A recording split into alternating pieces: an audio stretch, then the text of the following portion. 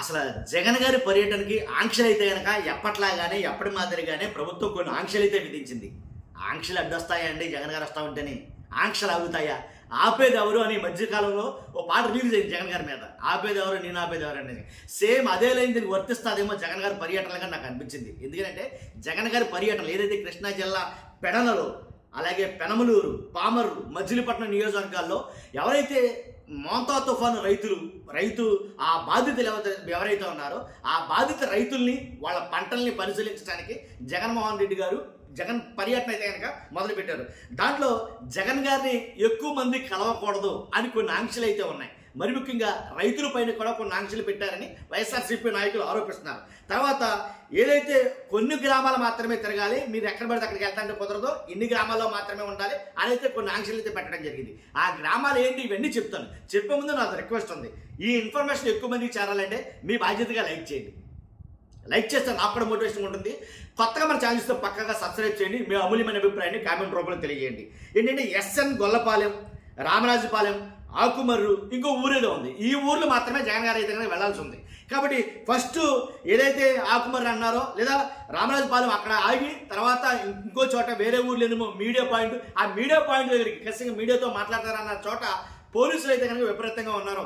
ఏంటి పోలీసులు చాలా ఎక్కువ మంది ఉన్నారు అనేది మాట్లాడుతున్నారు. ఇవన్నీ ఒక ఎత్తు అయితే కనుక అంటే జగన్ గారు పెట్టిన ఆంక్షలు నేను మీకు చెప్పవసరం లేదండి. ప్రతి పర్యటనకి ఆంక్షలు అయితే ఉన్నాయి. ఈ ఆంక్షల్లో కొత్త రూల్ ఏంటంటే కనుక ద్విచక్ర వాహనాలు అసలు ఉండకూడదు అని ఆంక్ష పెట్టారట. ద్విచక్ర వాహనాలు, 2 వీలర్స్ అసలు పార్టిసిపేట్ చేయకూడదు అని. తర్వాత కార్లు కొన్నే ఏదో 10 ఎన్నో ఇచ్చేట్టున్నారు, అంత మట్టిగా అంటున్నారు, సబ్జెక్ట్ కరెక్షన్. కాబట్టి ఇలా కొన్ని ఆంక్షలు అయితే విధించారు. కానీ ఈ ఆంక్షలు ఎప్పటికప్పుడు పటాపంచలు అయిపోతాయి. ఇది కూడా ఏదైతే ఇప్పుడు జరుగుతున్న జగన్ గారి టూర్ ఏదైతే ఉందో, కృష్ణా జిల్లాకి ఏదైతే మోంతా తుఫాన్లో బాధిత రైతుల్ని పరామర్శించడానికి వెళ్తున్నటువంటి జగన్మోహన్ రెడ్డి గారికి పెట్టిన ఆంక్షలు కూడా ఆల్రెడీ పటాపంచలు అయిపోయాయి జస్ట్ ఇంతకు ముందే. ఎందుకు చెప్తానంటే జగన్ గారి కాన్వాయ్ ఏంటి అక్కడి నుంచి తాడేపల్లి నుంచి బయలుదేరిందో విజయవాడకి రాగానే జనం బేభత్సమంటే బాబు. అసలు జనం ఏంటంటే బాబు, అసలు జనం ఇసుకేస్తే రాలంత మంది జనం వచ్చారు. ఇది లైవ్లో చూసి చెప్తున్న మాట నేను.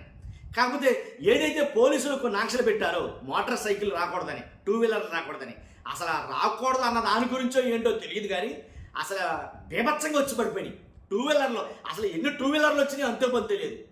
అన్ని 2 వీలర్లతోటి, అన్ని కార్లతోటి జగన్ కాన్వాయ్ అయితే బయలుదేరింది.